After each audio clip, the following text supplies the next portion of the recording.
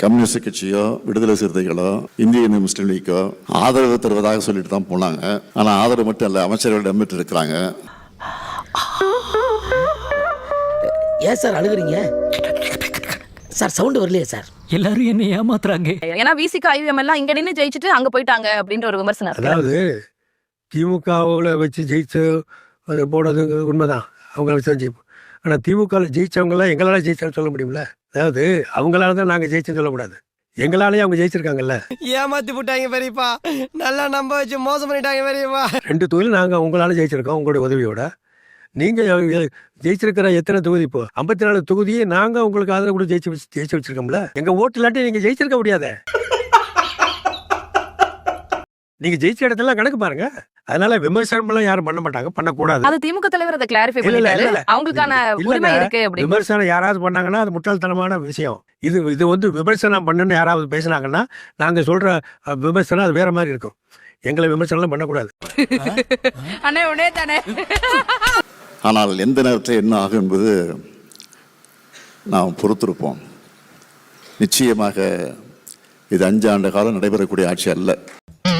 இளவு வீட்டுல கும்பலையா கூட இவ்வளவு அழுக மாட்டாளுங்க. ஆனா நீ இந்த ஆளே அழுகிறியடா, இந்த ஆளே அழுகிற நீ. ஜனநாயக அமைப்புல இந்த தீர்ப்பு சினிமா கவர்ச்சிக்கு சாதகமா அமைஞ்சிருக்கு என்பதுதான் உண்மை. ஏன்னா அழுகிற அழுதுக்கு இருக்க நீ. சின்ன திமுக மக்கள் தீர்ப்பண்ணுவான். விஜய் ஜெயிச்சா அதை ஏத்துக்க மாட்டான். ஃபால்ஸ் நரேட்டிவ் கூச்சமே இல்லாம நீ வந்து ஃபால்ஸ் நரேட்டிவ் சொல்றது மூலமா மக்களை இழிவுபடுத்துற. நீ 100 ரூபாய் சிலிண்டர் கொடுப்பேன்னு சொன்னது ஃபால்ஸ் நரேட்டிவ் இல்லையா? கல்வி கடன் ரத்து ஃபால்ஸ் நரேட்டிவ் இல்லையா? நிறைய கடன் ரத்து ஃபால்ஸ் நரேட்டிவ் இல்லையா? 3 லட்சம் பேர் கவர்மெண்ட் எம்ப்ளாய்மெண்ட் கொடுப்பது ஃபால்ஸ் நரேட்டிவ் இல்லையா? பழைய ஓய்வு திட்டத்தை கொண்டு ஒரு ஃபால்ஸ் நரேட்டிவ் இல்லையா? ஃபால்ஸ் நரேட்டிவ் மொத்த வடிவமே திமுக தான். அதை பேச வாய் இல்ல, தைரியம் இல்ல, துப்பு இல்ல. விஜய் ஜெயிச்சது ஃபால்ஸ் நரேட்டிவ் வீடியோ போடுறேன். பாஜகவுடைய வெற்றிக்கு, தொடர் வெற்றிக்கு நான் கூட மோடியும் அமித்ஷாவும் தான் காரணம் அப்படின்னு நினைச்சிட்டு இருந்தேன். ஆனா அதுக்கு காரணம், மெயின் காரணம் அவங்க கிடையாது. காங்கிரஸ் கட்சி தான் பாஜகவுடைய வெற்றிக்கு காரணம் அப்படின்னு இப்ப தெரியுது. அப்படிப்பட்ட அந்த காங்கிரஸையும் நம்முடைய தலைவர் தான் தோல்ல சுமந்து கடந்த நாடாளுமன்ற தேர்தலில், சட்டமன்ற தேர்தலில் சுமந்துட்டு இருந்தோம். பெரிய சோழர் பரம்பரை. இவர் ராஜராஜ சோழன், அவர் ராஜேந்திர சோழன். தஞ்சாவூருக்கே இவங்க 2 பேரும் தான் வாரிசு. மதச்சார்பின்மையை பாதுகாக்கணும், பாஜகவை தமிழ்நாட்டுக்குள்ள விட்டுறக்கூடாதுன்னு நம்முடைய தொண்டர்கள் நாம ரத்தத்தையும் வேர்வையும் சிந்தி காங்கிரஸ் வேட்பாளர்களை வெற்றி பெற வச்சுக்கிட்டு இருந்தோம். செருப்பு பிஞ்சு போகும். இந்த தேர்தலையும் அதான் பண்ணோம். களத்திலேயே இல்லாத காங்கிரஸ் கட்சி இன்னைக்கு 5 இடத்துல ஜெயிக்க நம்முடைய உடன்பிறப்புகள், நம்முடைய தலைவருடைய தொண்டர்கள், திமுக காரன் தான் காரணம். வன்மங்களை உள்ள வச்சிருந்தா உனக்கும் கெடுதல் எங்களுக்கும் கெடுதல். கக்கிட்டினா போ. இன்னைக்கு நம்ம தலைவர் அவர்கள் முதலமைச்சர் ஆகணும்னு மக்கள் போட்ட ஓட்டுல ஜெயிச்சுட்டு பதவிக்காக சொல்லாம கொள்ளாம ஓடி போயிட்டாங்க. முதுகுல குத்திட்டு இல்ல முதுகுல குத்திட்டு இல்ல. குறைஞ்சபட்ச ஒரு நன்றியோ நாகரிகமோ இல்லாத காங்கிரஸ் இனி எந்த காலத்திலயும் நாம நம்ப கூடாது. அழுகுறான். ஏய் அழுவலடா. அது அழுவலையா? கண்ணீர் ஒழி பேண்ட்டுக்குள்ள போயினுக்குது, அழுவலன்ற. எந்த காலத்திலயும் நாம கிட்ட சேர்க்க கூடாது. அவங்களுக்கு சரியான பாடத்தை நாம கத்து கொடுக்கறோமோ இல்லையோ, தமிழ்நாட்டு மக்கள் நிச்சயம் வெகு விரைவில் கத்து கொடுப்பாங்க. நல்லாவே இருக்க மாட்டீங்களா? நல்லாவே இருக்க மாட்டீங்களா? நல்லாவே இருக்க மாட்டீங்க. பெண்களுக்கு இவ்வளவு திட்டங்கள் போடப்பட்டுச்சுல. இந்த திட்டங்களால் பலன் பெற்றவர்கள் திமுகவுக்கு வாக்களிக்காத போது ஒரு குற்ற உணர்ச்சி அவங்களுக்கு வரும் இயல்பா. யாரா இருந்தாலும், நானா இருந்தாலும் இப்போ ஒரு பலன் பெற்றிருக்கிறேன், யாரோ ஒருத்தர் எனக்கு ஒரு உதவி செஞ்சுட்டாரு, அவருக்கு எதிராக நான் ஒரு முடிவு எடுக்கணும் போது ஒரு குற்ற உணர்ச்சி வரும் இல்லையா? பைத்தியக்காரப்ப எதுக்குடா வரீங்களா? அப்போ திமுகவுக்கு வாக்களிக்க வேண்டாம் என்ற அந்த உணர்வு அவர்களுக்கு வரணும்னா முதல்ல அந்த குற்ற உணர்விலிருந்து அவர்கள் விடுபடணும். டேய் டேய், ஏ மூலக்கட்டப்பல, ஏ முட்டாப்பல, ஏ மக்கட்ட மக்கட்ட மக்கட்ட, டேய் ஒண்ணாடா போடா, அப்படி போடா. இல்ல அப்படி நம்ம இல்ல குற்ற உணர்வுங்கிற வார்த்தையை சொல்றேன். இல்ல அது வேற, நான் அந்த வார்த்தை தப்பா இருந்துச்சு, வேற வார்த்தையை போட்டுக்கிறேன். இல்ல மேடம், நான் முடிச்சிடுறேன். வாக்களிப்பவர்கள் தானே அது அவங்க உரிமை தான் மேடம். நான் சொல்றது அந்த வார்த்தை எனக்கு பயன்படுத்துறது இல்ல, நீங்க வேற வார்த்தையை கூட பொருத்தமா பயன்படுத்துங்க. நான் யாரா இவனுங்க எங்கிந்திரா வந்துக்கிறானுங்க?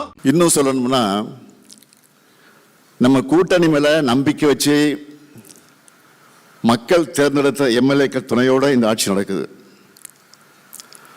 ஆனா இந்த வெற்றியை மாபெரும் வெற்றியா சித்தரிக்க பல வேலைகள் நடந்துகிட்டு இருக்கு. அதை முறியடிச்சாலே போலி பிம்பங்கள் நொறுங்கி போயிடும். நமக்கும் அவங்களுக்கும் 17 லட்சம் வாக்குகள் தான் வித்தியாசம். நம்மை நம்பி 1,55 லட்சம் மக்கள் வாக்களிச்சிருக்கிறாங்க. 73 எம்எல்ஏக்கள் நமக்கு வந்திருக்கிறாங்க. இன்னும் சொல்லணும்னா நம்மளோட தோல்விக்கே இன்று மக்கள் எல்லாம் பெரும்பான்மையாக வருத்தப்பட்டு இருக்கிறாங்க. நீங்கள் கூட மீடியாவில் நிறைய பேட்டிகளை பார்த்துருப்பீங்க. பொதுமக்கள் நம்மளோட சாதனைகளை சொல்லிட்டு வாக்களிக்கும் போது சும்மா மாற்றி போட்டோம்னு சொல்கிறாங்க. சும்மா பசங்க சொன்னாங்க விளையாட்டுதானே போட்டேன் 2 ஓட்டு, ஆனால் நீங்கள் முதலமைச்சராக தான் அப்படிங்க நினச்சோம், அதான் அது இல்லையா போச்சு, அதான் வருத்தமாக இருக்குது. அவங்க நம்ம சாதனைகளை சொல்கிற போது கேட்கும்போது மகிழ்ச்சியாக இருந்தாலும் அவங்களுடைய வாக்குகளை நாம் பெற தவறுனது ஏன்னு சிந்திக்க வேண்டியது இப்போ அவசியமாக இருக்கு. மக்களிடையே நமக்கு எதிர்ப்பலை இல்லை, ஆனால் நான் தவறுவிட்ட இடங்களில் இனியும் செருக்கிடக்கூடாது. இனிமேல் நம்முடைய பிரச்சாரத்தை பல்வேறு முனைகளில் நடத்தணும். அதைத்தான் தம்பி உதயநிதி பேசுகிறவர் சொன்னார். பிரச்சாரத்தையும் ஸ்டைலையும் காலத்துக்கு ஏற்ற மாதிரி மாற்றணும். அறிவார்ந்த உரையாடல்கள் எந்த அளவுக்கு அவசியமோ அதே அளவுக்கு அதை நோக்கி இன்றைய இளைஞர்களை ஈர்க்க வேண்டியதும் அவசியம். அதுக்கு சோஷியல் மீடியாவை சமூக வலைத்தளங்களை நாம் சரியாக பயன்படுத்திக்கணும்.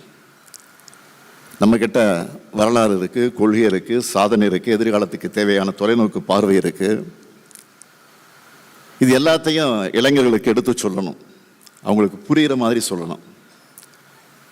புரிஞ்சிக்க ஆரம்பித்தா இளைஞர்கள் திமுகவை நோக்கி தான் வருவாங்க. அதுக்காகத்தான் பொறுப்பும் கடமையும் இளைஞர்களான உங்கள்கிட்ட நான் ஒப்படைக்கிறேன். இதுக்கான ஒர்க் ஷாப்புக்களை தம்பி உதயநிதி நடத்த வேண்டும் என்று நான் உங்கள் அனைவரின் சார்பில் அந்த நேரத்தில் கேட்டுக்கொள்கிறேன். 50-80 பேர்னு குழுக்களாக பிரிஞ்சு ட்ரைனிங் கொடுக்கலாம். இன்னும் சொன்னால் ஆன்லைன் ஒர்க் ஷாப் நடத்தி பயிற்சி கொடுங்க. கண்டென்ட் உருவாக்குறது ஆர்கனைஸ்டாக செயல்படுறது தொடங்கி டெக்னிக்கலாக என்னென்ன செய்யணும், எப்படியெல்லாம் கிரியேட்டிவாக செய்யப்படணும், முழுமையாக இந்த ஒர்க் ஷாப்பில் பயிற்சி அளிக்கணும். அதை சரியாக செயல்படுத்துறதையும் உறுதி செய்யணும். நம்முடைய சாதனைகளை சரியாக கொண்டு போய் சேர்க்கிறது தான் நம்முடைய கடமை. அது செய்யாமல் விட்டது நம்முடைய தவறு. இனி அது நடக்கக்கூடாது. சோஷியல் மீடியாவில் மட்டும் இல்லை, குடும்பங்கள், உறவினர்கள், நண்பர்கள் தொடர்ந்து அரசியல் பேசுங்க. நம்முடைய இயக்கம் அறிவியக்கம் என்பதை காட்டுங்க. இளைஞர்களை நம்ம இயக்கத்தை நோக்கி அழைச்சிக்கிட்டு வாங்க. அதுக்கு இந்த நோக்கத்தோட உங்களுடைய இந்த பணிகள் எல்லாம் கூர்மைப்படுத்தணும்னு தம்பி உதயநிதியை கேட்டுக்கிறேன். இளைஞரணியரான நீங்கள் தான் இனி இந்த இயக்கத்தோட எதிர்காலம். உங்களை நம்பித்தான் இந்த இயக்கம் இருக்கு, தமிழ்நாடும் இருக்கு. உங்களுடைய உழைப்புக்கு நிச்சயம் உரிய அங்கீகாரம் கிடைக்கும். இங்கே எத்தனை இளைஞர்கள் இருக்கீங்க, உங்கள் நண்பர்களோட உரையாடுங்க. அவங்கள கிண்டல் பண்ணுற மாதிரியோ புண்படுத்துகிற மாதிரியோ பேசாமல் பொறுமையாக அவங்களுக்கு புரிகிற மாதிரி நம்ம தரப்பு நியாயத்தை எடுத்து சொல்லுங்க. நம்ம ஆட்சியில் இருந்தப்போ இருந்ததை விட இப்போதான் நிறைய இளைஞர்கள் தீவிரமாக திமுகவை ஆதரிக்க தொடங்கி இருக்கிறாங்க. இப்படி ஒரு இயக்கம் தோத்துடுச்சே, இந்த இயக்கத்துக்காக நாம தான் உழைக்கணும்னு நினைக்கிறாங்க. சோசியல் மீடியாவில் நாங்கள் உழைக்க தயாராக இருக்கிறோம், எங்களை பயன்படுத்திக்கணும்னு சொல்லி என்னை மென்ஷன் பண்ணி நிறைய பேர் பதிவுகளை போட்டுட்டு வராங்க. அடுத்த 50 ஆண்டுகள் இந்த இயக்கத்தை இயக்க போகிறது உங்களை போன்ற இளைஞர்கள் தான்.